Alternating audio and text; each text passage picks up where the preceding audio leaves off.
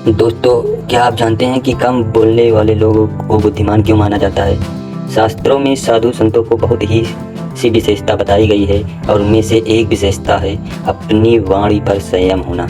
हम देखते हैं कि आए हुए लोग नई नई तरह की समस्याओं में सिर्फ अपनी ज़रूरत से ज़्यादा बोलने की आदत की वजह से पड़ जाते हैं। वाणी पर संयम नहीं रख पाने वाले लोग रिश्ते भी खराब हो जाते हैं और वे मान तनाव का शिकार भी हो जाते हैं। शास्त्रों में वीर पुरुष के उल्लेख मिलता है। वीर पुरुष उससे कहा जाता है जिसका अपनी वाणी और भूख क्रोध पर नियंत्रण होता है। जो लोग इन चीज़ों पर नियंत्रण रख पाते हैं उन्हें वीर पुरुष कहा जाता है। और शास्त्रों में के अनुसार सबसे ज़्यादा सुखी और समस्याओं से दूर वीर पुरुष होते हैं, क्योंकि कम बोलने वाले लोग सुनते ज़्यादा है और क्षमता ज़्यादा पाई जाती है। जो लोग ज़्यादा सुनते हैं उनका ज्ञान भी बढ़ता चला जाता है, वे और भी बुद्धिमान बनते चले जाते हैं। और जो लोग सुनने की अच्छी आदत नहीं होती और कुछ सीख नहीं पाते। दोस्तों, आइए इस कहानी के माध्यम से समझते हैं कि एक बार की एक गुरुकुल में शिक्षक रहता था और शिष्य बहुत ही बोला करता था और कभी भी मौन निंदा भी करता रहता हमेशा,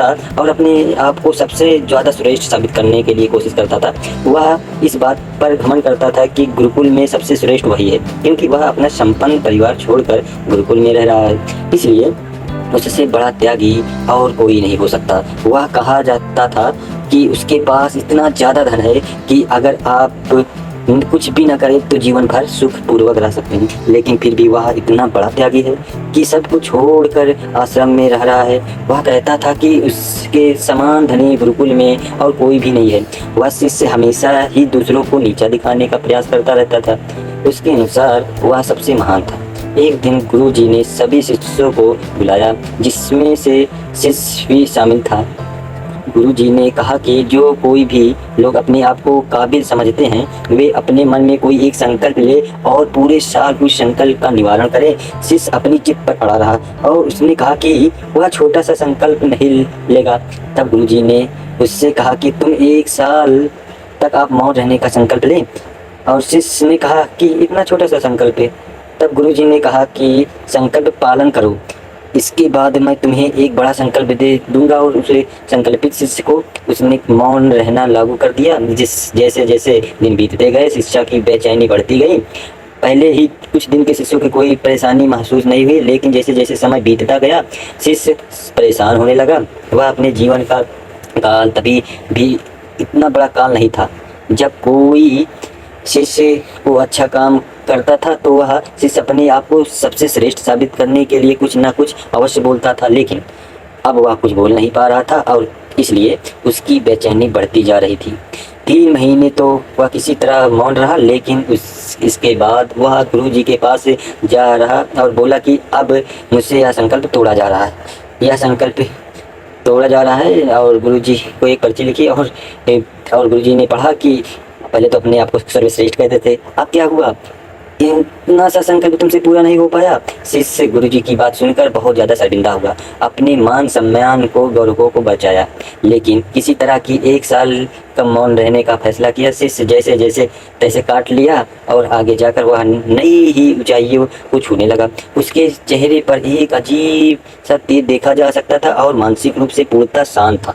उसने मौन रहने का महत्व को समझ लिया था और अब वह ज़्यादा बोलने से कोई मतलब नहीं है। और एक कम बुद्धि वाला शख्स जो अपने को सर्वश्रेष्ठ साबित करने के लिए कोशिश में लगा रहता था, वह भी मौन रहकर बुद्धिमान हो गया। 1 साल बाद वह शिष्य के अंदर अजीब ठहरा और गहरा असर देखा जा सकता था।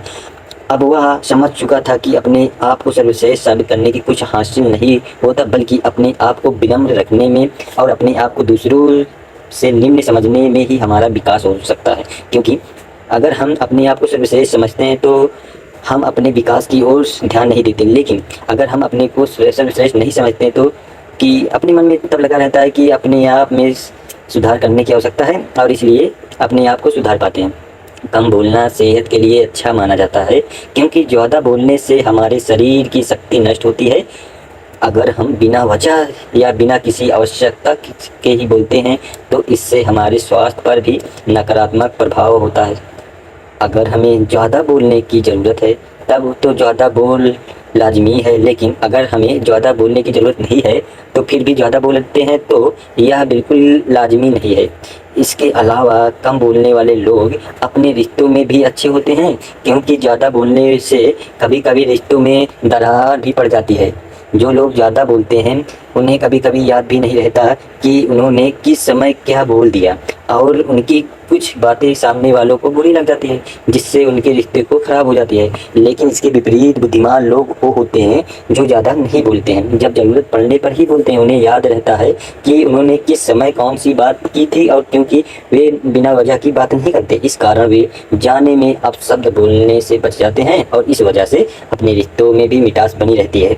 कम बोलने वाले लड़ाई झगड़े से ही बच जाते हैं, क्योंकि बहुत सारी लड़ाइयाँ सिर्फ इसलिए खड़ी होती हैं क्योंकि दोनों पक्षों में से कोई एक मौन होने से लिए राजी नहीं होता है। अगर एक पक्ष एक शब्द बोलता है तो दूसरा पक्ष 100 शब्द बोलने लगता है। इसी तरह बात आगे बढ़ती बढ़ती लड़ाई झगड़े तक पहुंच जाती है। लेकिन बुद्धिमान जो लोग होते हैं वे कम बोलना पसंद करते हैं, और जहां पर लड़ाई झगड़े वाली स्थिति पैदा होने लगती है वो बिल्कुल भी नहीं बोलते।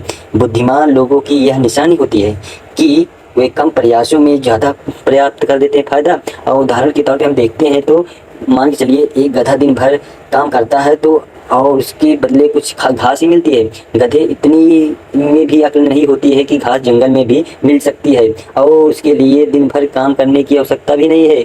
ठीक उसी तरह जो बुद्धिमान नहीं होते हैं उनका हाल ऐसा ही होता है। उन्हें ज़्यादा प्रयास करने पर भी उतनी ज़्यादा उपलब्धि नहीं मिल पाती। इनके विपरीत बुद्धिमान लोगों को देखा जाए तो वह कम प्रयासों में ज़्यादा सफलता प्राप्त कर सकते हैं। ऐसे लोग की ये खास यह बात होती है कि यह कम बोल